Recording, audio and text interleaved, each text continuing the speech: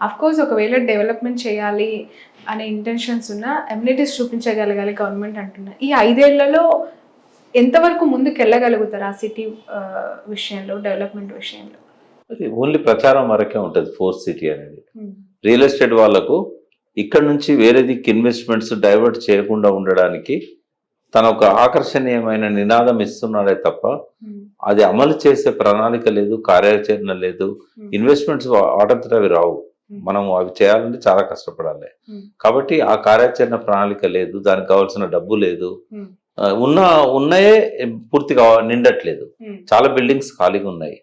కాబట్టి కొత్తగా ఫోర్త్ సిటీకి ఇప్పట్లో అవకాశం లేదు.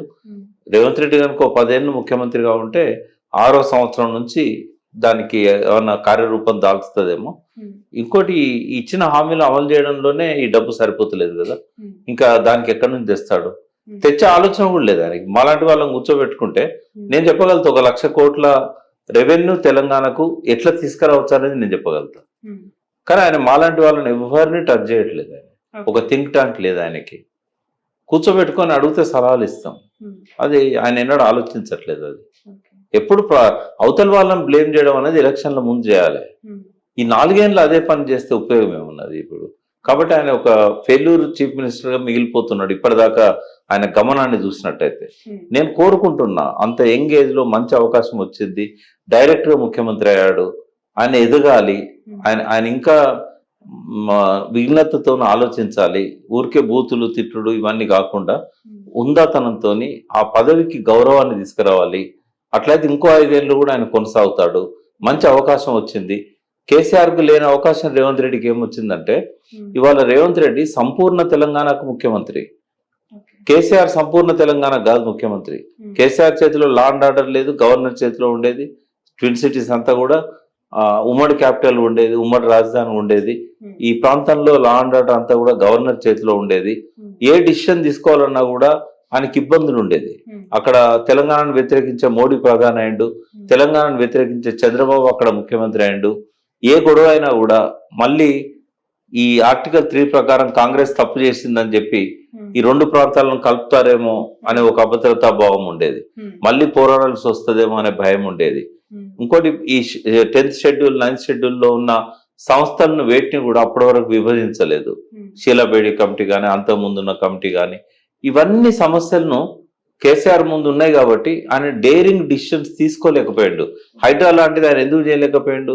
చెరువుల మీద ఆయనలాగా ఆలోచించిన వాళ్ళు ఎవరు లేరు. ఆ 185 చెరువులు ఏవైతే 2014లో ఉన్నాయో ఇప్పుడు కూడా అవే ఉన్నాయి. చెరువులను విధ్వంసం చేసింది ఎవరు అంటే 1956 నుంచి 2014 దాకా ఎవరైతే పరిపాలన చేశారో 700-800 చెరువులు మాయం కావడానికి కారణం వాళ్ళే. వాళ్ళు ఎవరు అంటే వీళ్ళే, కాంగ్రెస్ అండ్ టీడీపీ వాళ్ళే ఉన్నారు అందులో. కాబట్టి కేసీఆర్ గారు చెరువులను పట్టించుకున్నారు. బట్ ఈ లా అండ్ ఆర్డర్ లేదు చేతిలో, ఉమ్మడి రాజధాని ఉంది. ఇవన్నీ సమస్యల వల్ల హార్ష్ డిసిషన్స్ తీసుకోలేకపోయాడు. ఇంకోటి ఆయనకు హ్యూమన్ ఫేస్ ఉండేది. ప్రజలు బాధపడడం అనేది ఆయన కొద్ది ఇబ్బంది పెట్టేది. ప్రజలను బాధకు గురి చేయకుండా పరిష్కారం. మీకు గుర్తున్నదా 58 జీవో 59 జీవో తీసుకొచ్చి అదివరకు గుడిసెలు వేసుకున్న వాళ్ళందరినీ 60 గజాలు 70 గజాలు 100 గజాలు రెగ్యులైజ్ చేశాడు కదమ్మా. ఇప్పుడు అవన్నీ కూలగొడతానంటాడు ఈయన. ఎందుకంటే ఆ రెగ్యులరైజేషన్ అంతా కూడా స్లమ్లలో జరిగింది. ఆ స్లమ్లన్నీ నాలాల మీద ఉన్నాయి, చెరువులు లోతట్లలో ఉన్నాయి. ఇవన్నీ నేను కూలగొడతా అంటాడు. అంటే ప్రజలు ఎట్లా తీసుకుంటారు? ఇదే పద్ధతిలో పోతే రేపు కార్పొరేషన్ ఎన్నికలలో 1 సీట్ రాదు.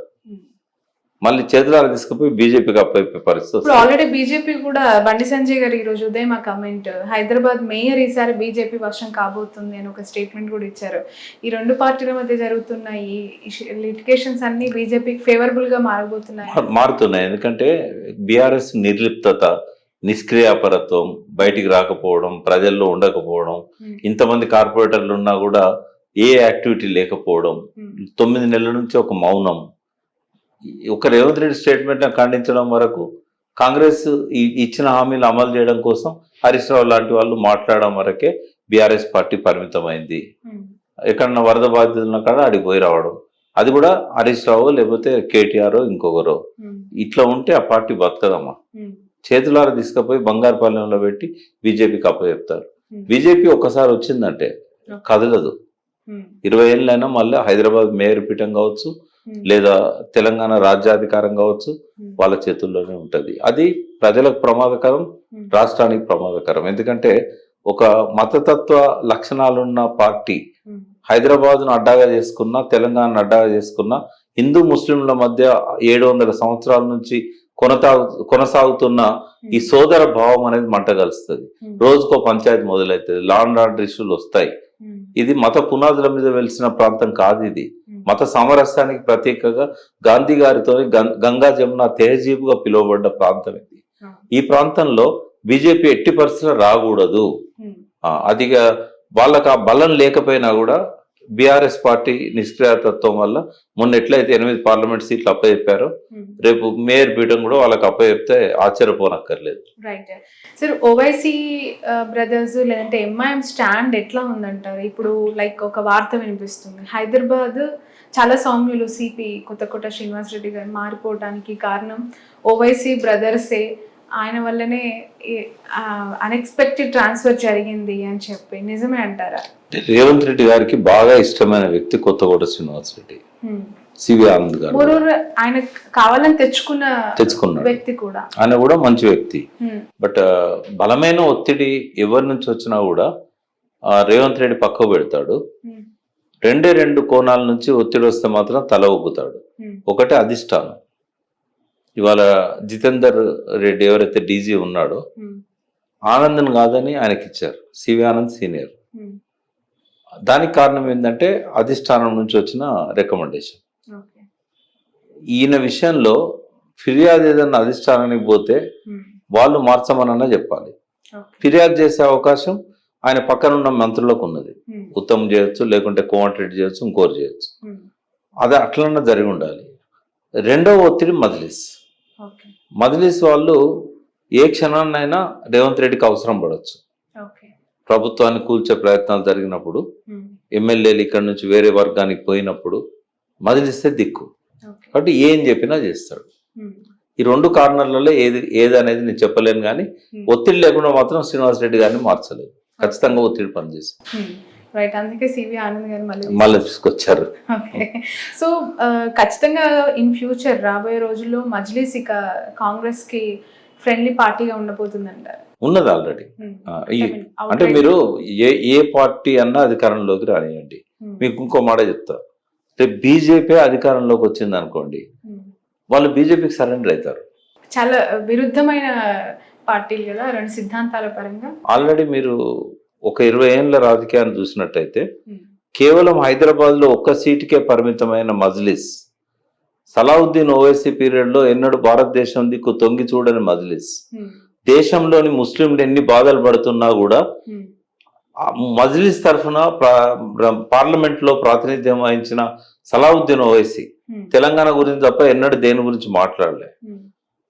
అసదుద్దీన్ ఓవైసీ కూడా ఆయన అధికారంలోకి వచ్చినాక, అంటే ఆయన ఎప్పుడైతే ఎంపీగా అడుగు పెట్టాడో పార్లమెంట్ లో, ఎన్నడూ దేశం గురించి ఆలోచించలేదు. But Amit Shah home minister అయిన తర్వాత ఎందుకు మజ్లిస్ బీహార్లో పోటీ చేసింది, ఎందుకు ఉత్తరప్రదేశ్లో పోటీ చేసింది, దేశమంతా ఎందుకు పోలరైజేషన్ చేయాలని ప్రయత్నం చేసింది ముస్లింలను అంటే ఈ స్కెచ్ చేసింది అమిత్ షా. ఎందుకు అనంటే దేశవ్యాప్తంగా మైనారిటీల మద్దతు కాంగ్రెస్కు ఉంది. మైనార్టీలను మజ్లిస్ వైపు తీసుకొచ్చుకోగలిగితే కాంగ్రెస్ ను బలహీనం చేయొచ్చు. కాబట్టి అమిత్ షా, అసదుద్దీన్ ఓవైసీ కలిసి చేసిన కన్స్పిరసీలో భాగం. దాన్ని తప్పడానికి లేదు, ఎందుకంటే నా పార్టీని నేను బలోపేతం చేసుకుంటున్నా అంటాడు. దాన్ని ఎవరు కాదన్నారు, కానీ ఎవరి స్కెచ్ లో భాగంగా జరిగింది. మరి ఇంతకుముందు ఎప్పుడు చేయలేదే నువ్వు? నిజంగానే మరి నీకు దేశంలోని ముస్లింల పట్ల ప్రేమ ఉంటే ఎన్నో అత్యాచారాలు, అకృత్యాలు దేశమంతా జరుగుతున్నాయి ముస్లింల మీద. మరి ఎక్కడికి పోయినావు నువ్వు? ఎవరి పక్షాన్ని నిలబడ్డావు? ఎలక్షన్లు అప్పుడు పోయి క్యాండిడేట్లను పెట్టడం తప్పితే దేశవ్యాప్తంగా విస్తరించడానికి నువ్వు చేసిన ప్రణాళిక ఏంటి అసలు? మజ్లిస్కి అంత పెద్ద బ్రాడ్ మైండెడ్ ఆలోచనలు ఏమి ఉండేయమ్మా. వాళ్ళకి 2 ముస్లిమ్స్ అంతా వాళ్ళ కంట్రోల్లో ఉండాలంటే వాళ్ళు పేదరికం ఉండాలి, నిరుద్యోగం ఉండాలి, అవిద్య ఉండాలి, వాళ్ళు ఎప్పుడు ఆధారపడే విధంగా ఉండాలి. ప్రతి అవసరానికి ఓవైసీ సోదరులను మజ్లిస్ను అడిగేటట్టుగా ఉండాలి వాళ్ళు. రెండవది ఏంటంటే ఎవ్రీ ఇయర్ ఆస్తులను పెంచుకోవాలి, ఆస్తులను పరిరక్షించుకోవాలి, ఏదో చారిటీ చేసినట్టు కనబడాలి, ముస్లిం కమ్యూనిటీకి ప్రతినిధులుగా మీడియాలో ఫోకస్ కావాలి. అసలు నిజంగానే మజ్లిస్ వాళ్ళు ముస్లింల యొక్క బాధ్యత వహించి ఉంటే 70 ఏళ్ళుగా ముస్లింలు బాధలు అట్నే పడుతుండే ఎందుకు ఉండాలి? ప్రతి ప్రభుత్వంలో వాళ్ళ మాట కాదనే వాళ్ళు లేరు. ఓకే. మరి ముస్లింల అభివృద్ధి కోసం ఏం చేశారు వీళ్ళు? మజ్లిస్ ఏం చేసింది? పాత బస్తీ పోయి ఇంటింటికి అడిగితే 70 ఏళ్ళలో వాళ్ళ జీవితాల్లో ఏమన్నా మార్పులు వచ్చినాయా? ఏ నాలానైనా వాళ్ళు పూర్తి చేసి దాన్ని మంచిగా చేయగలిగారా? మురికి కూపంలో ఉన్న వాళ్ళను మంచి ప్రదేశంలోకి షిఫ్ట్ చేయగలిగారా? అక్కడ మంచి వాతావరణాన్ని ఏర్పాటు చేయగలిగారా? వాళ్ళ జీవన ప్రమాణాలు పెంచడంలో ఏమన్నా చేయగలిగినలా? ఓకే. మరి వాళ్ళే కదా ప్రతినిధులు. ఈ 50 ఏళ్ళ నుంచి వాళ్ళే కదా. ఓకే. తండ్రి తర్వాత కొడుకులు రేపు మనవలు వస్తున్నారు. మరి వాళ్ళు ఏం చేశారని వాళ్ళు 50 ఏళ్ళ బీఆర్ఎస్ కన్నా చరిత్ర ఉంది. 10 ఏళ్ళలో ఏం చేశారంటే చెప్పడానికి ఇంత పుస్తకం రాయొచ్చు. కాంగ్రెస్ కూడా ఏం చేసిందంటే రాయడానికి చేయదు. మజ్లిస్ ఏం చేసింది? రైట్. ఇప్పుడు ఆపరేషన్ లేకుండానే మోకాళ్లకు ప్లాస్మా ట్రీట్మెంట్, మీ ఆర్థోపెడిక్ సమస్యలన్నిటికీ రోబోటిక్ టెక్నాలజీ ద్వారా తక్కువ ఖర్చుతో శాశ్వత పరిష్కారం, ఫ్రీ కన్సల్టేషన్, ప్రతి ట్రీట్మెంట్ పై 20% డిస్కౌంట్. ఈ ఆఫర్ కొద్ది రోజులు మాత్రమే, త్వరపడండి. V9 hospitals 9281465842.